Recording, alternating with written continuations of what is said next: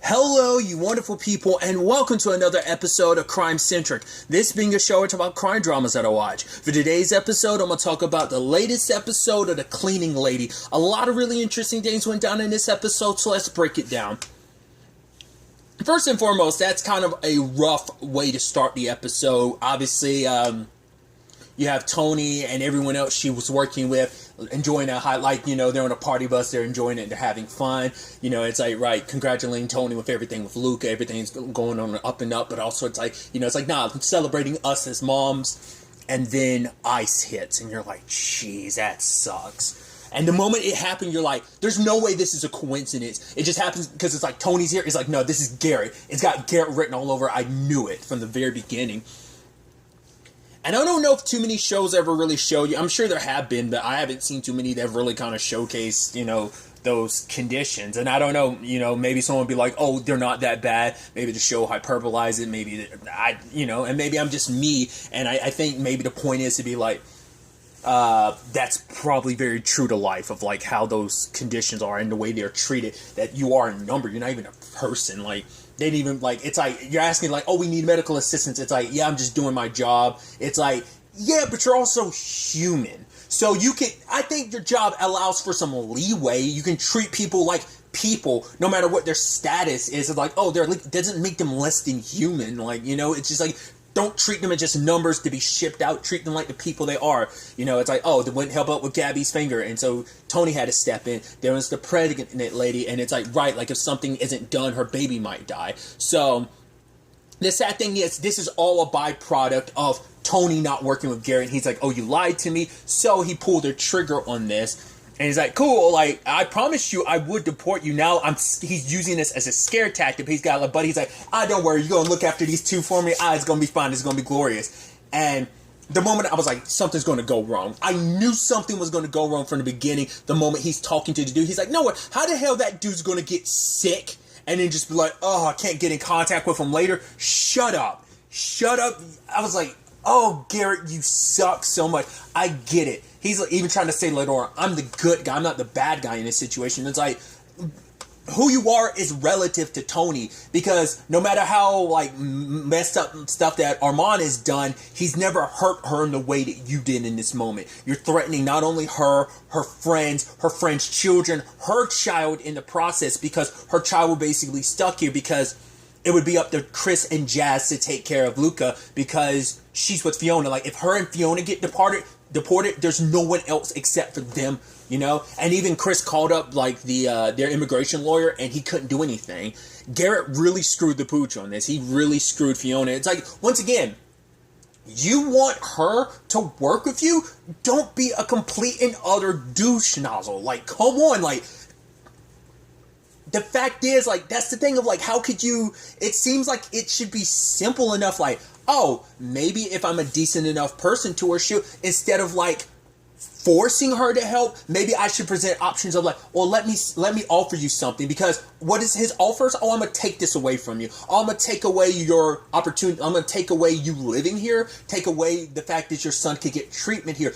Give her options and be like, okay, this is what I can do for you.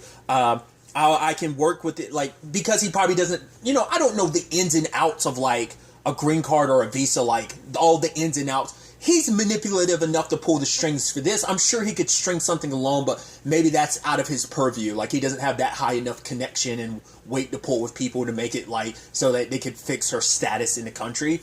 Because I'm like, you can make promises instead of taking, like, positive promises rather than treating her like an animal where, oh, I'm going to use negative reinforcement. Like, I'm going to force you to help me. Like, I get it. It's like your tactic with your CIs. But still, like, once again, let's always go back to Theo being like, yeah, I don't want to do this. And Garrett being like, I don't care. You're going to do it. He's like, how many times do we have CIs that try to weasel out of it? But I'm like, Garrett, you just come off looking like the most garbage person right now because of all that. It's like, it's heartbreaking to see those conditions. And just with the Gabby and Fiona thing, you're like, just with the way the episode was structured, you're like, Fiona's going to be okay, Gabby isn't. But they even made that promise, like, if something happens to me, take care of my children. And if something happened to me, take care of my children, you know?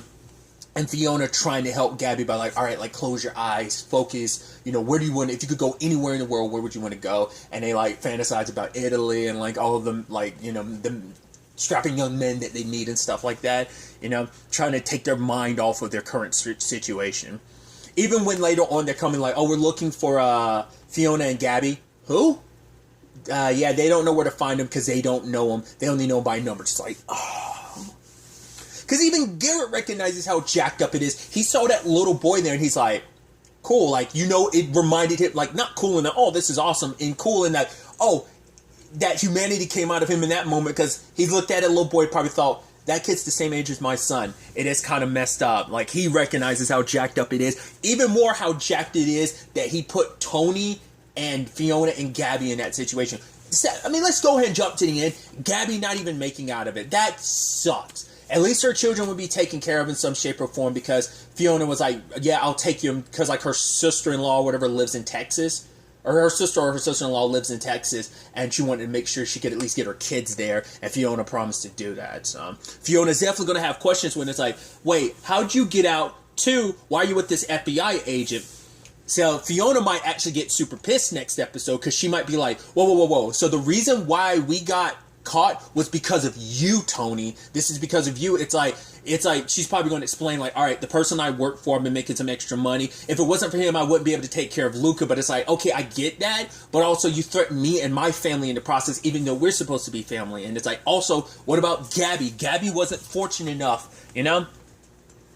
And it's not like Tony had like an option in that. It's just like Garrett's boss was like, yeah, I was able to track down one of your girls. The other one was deported already. I'm like, I guess because her bus is going to Mexico, like, because Gabby's, like, from Tijuana, I think. So, like, because it's closer, so, like, her getting to the border and being deported already, and I guess it's like, and she lost to the system because of that. So she was able to track down Fiona because Fiona would be getting sent back to the Philippines. So, So obviously it's a further trip. Like, she probably have to, like, they probably had, like, take her to, like, an airport and stuff. So just, it's sad because truth be told, I mean, the thing is, if she had stayed on a bus with Gabby, probably would have been able to get both of them, but like they separated because no, you got to go back to there's almost a part of my brain like, you're deporting them anyway, so like, why does it matter? But it's like, I guess for the sake of the records or whatever, I don't know, like to say like they did their job and like sent them back to the right places.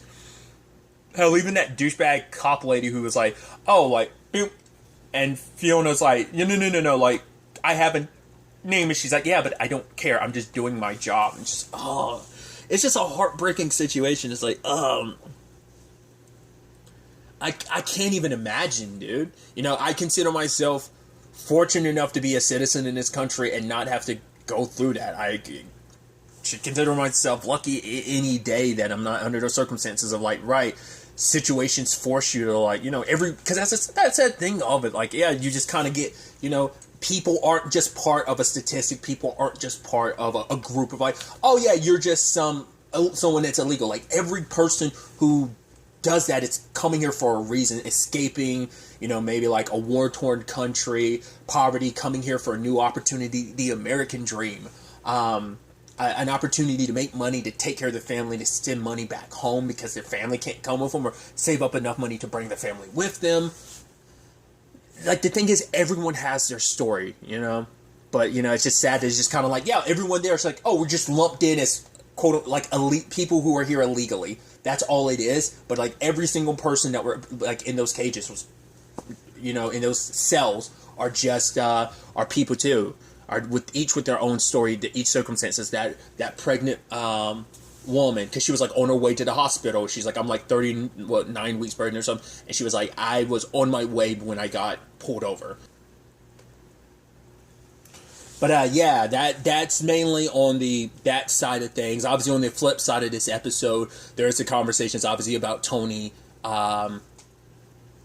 listening in on Armand, trying to get, like, any evidence against him through that necklace recording. So, and like I said, Tony's hands being forced in this situation. So, well, let's flip on that. Like, obviously, our Hayek is, like, celebrating. It's like, oh, yeah, wonderful, wonderful, wonderful. And, yeah, it turns out Nadia and Armand aren't going to be the ones being partners. In fact, it's actually going to be Isabel and Ben. And it's like, wait, what? After everything? After everything I've done to you. I've sacrificed my relationship with my own father because he wasn't cool with me doing my dad served you for years, and then I've served you for years. I've done everything you've ever asked me without question, and you rather give it to your daughter, who we immediately find out knows nothing about the shady business you do. You're giving her an illicit business, and even Armand's like, that doesn't make any sense. Like, give her any other business. Like, give her something that's not wrapped up in all this. I'm like, oh, she has no idea what her father does. And I'm like, because she's up there being like, oh yeah, it looks like you guys, like, someone can look at this and think you're cooking your books. I'm like, you really don't know. So that's also the thing. Like, why the hell would your dad give you this?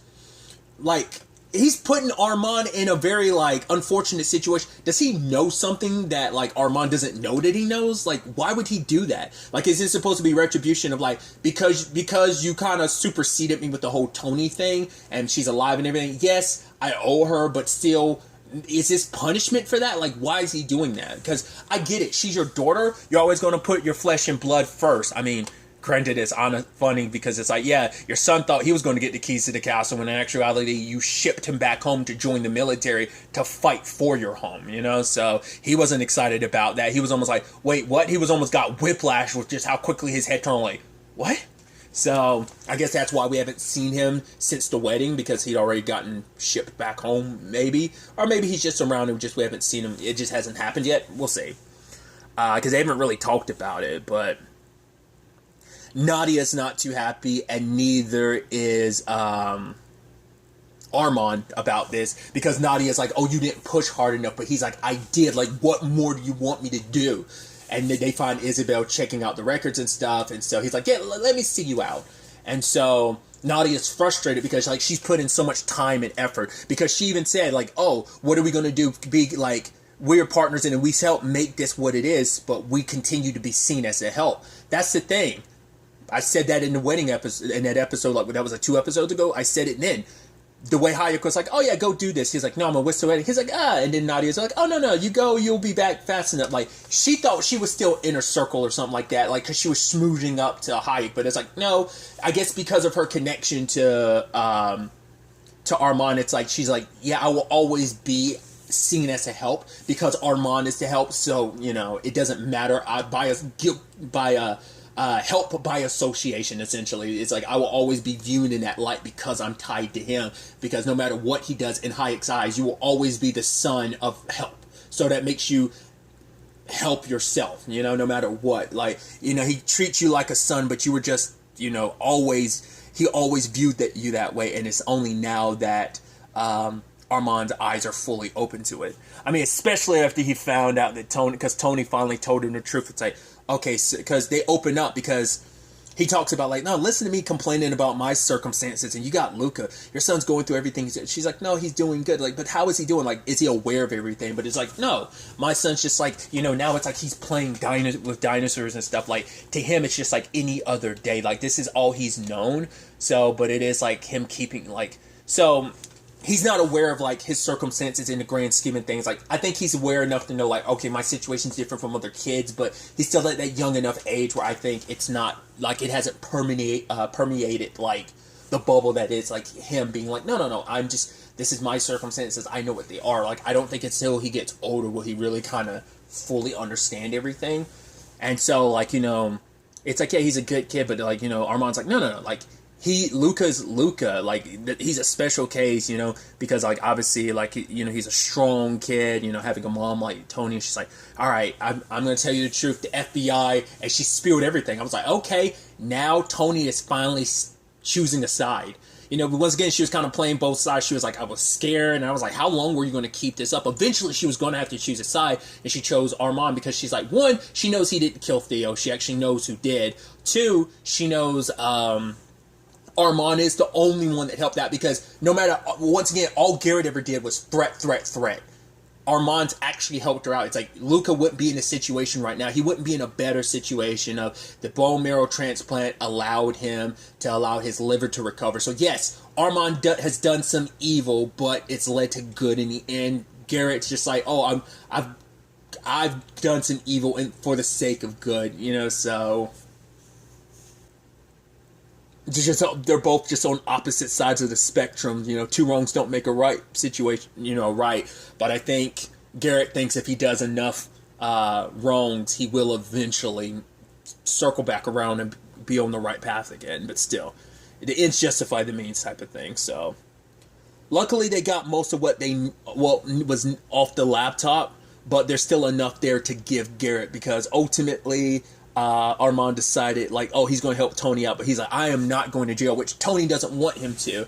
I was immediately thinking, it's like, will Armand decide to take down Hayek? I'm going to give you guys enough information to take down this whole operation, and if I think Tony's thinking, like, oh, she's going to, like, help Armand get out of this, when in actuality, Armand's going to go, oh, now that Hayek's been removed, I own the keys to the castle. So that's what I'm thinking, because Armand put him in this place of like, oh no, once again, you're just help. But he's like, no, you need to, like, I'm not trying to tell you what to do, but your daughter, she'll fight it. He's like, well, then do a better job of hiding what you're doing. I'm like, what are you doing, Hayek? You're not giving any solutions. Like, you're creating these circumstances and you're telling him, I'll fix it. I'm like, fix something you've broken for? It wasn't broken until you decided, oh, like the smart move would have just been to give it to Armand, but you're like, oh, I want to give it to my daughter. Why? Because he's like, even he says, you wanted her to have nothing to do with the criminal world, the criminal side of things. She will eventually find out where you're getting your money from, what you're a part of. And it's like, he's like, okay, it is what it is. I'm like,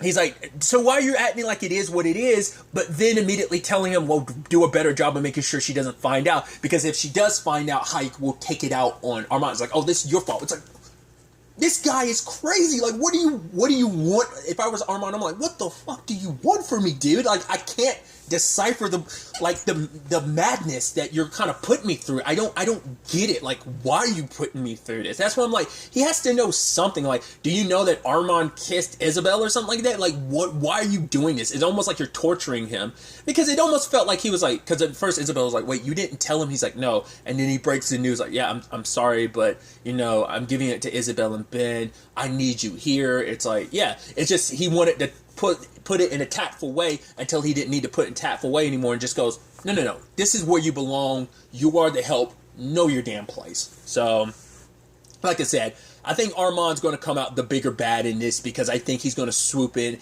and take over Hayek's operation. I don't think this is going to be a thing of like, oh, I'm going to get out of all this. It's like, no, I'm going to.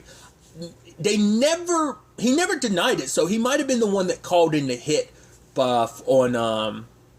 on Night, which sucks. I was thinking it was like Hayek went over his head to do that. It's like, it might have actually even been Hayek's orders to do it. Like, but once again, if Armand had to call that in, it's like, yeah, had to do more and more because of him. It's like, I mean, especially because like all the cleaning up I had to do for your son's mess, who he would have blown up this whole thing. I mean, maybe that's the argument of like, right, why he kind of got sent away, because like that's Hayek's way of like, oh, like, you know, for one, it's like, yes, our home needs to be taken back, so I need you to like fight in the army to fight for it. But two, it is also like some punishment, because I need you to go off and become a better man than you are now.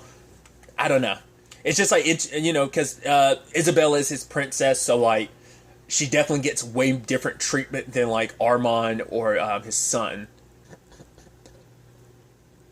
Then there's also the fact is that Nadia's leaving, and like Armand's like, no, I got a plan. She's like, you and your scheme's like, what is it going to be? Like, you just like still kind of like bending the knee to Hayek. She's like, I'm out of here. So I guess that leaves room open, because I was like, oh, as long as Nadia's here, like I doubt there's any. Well, I was like, not unless Armand and Tony have a secret affair. Oh, well, this will present a more opportunity, because, well, Tony now it's on the up and up, because now Armand's like, cool, I will partner up with you to give the FBI stuff to kind of back away, but I won't do anything that will incriminate me. I get to decide what information they get and what they don't. So obviously Garrett's on thin ice because of this move too, in more than one way. One, with his boss. Two, with Tony. Like, yeah, but Tony has to still like put that aside, and she's going to have to play her role of like, fine, I'll cooperate you. She'll probably have to put up some resistance to make it seem legit, but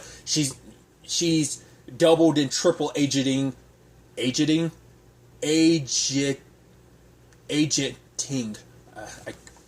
I butchered my way through that. I guess you may even make the argument quadrupling, because she went from like, oh, working with the FBI, so she's double crossing him, and now she's triple crossing She kind of already was triple crossing. Whatever the case may be, it's complicated for Tony. And like I said, I think she's going to have to answer some questions for Fee. Next episode, and the question is going to be, how will Fee react? We'll ultimately have to wait and see. But it's definitely going to be interesting to see where all of this ends up taking us going forward into the next episode. But really, that's all I'm going to talk about. Till the next time we meet, be happy, be safe, live life to the fullest, and enjoy it. Good day and goodbye.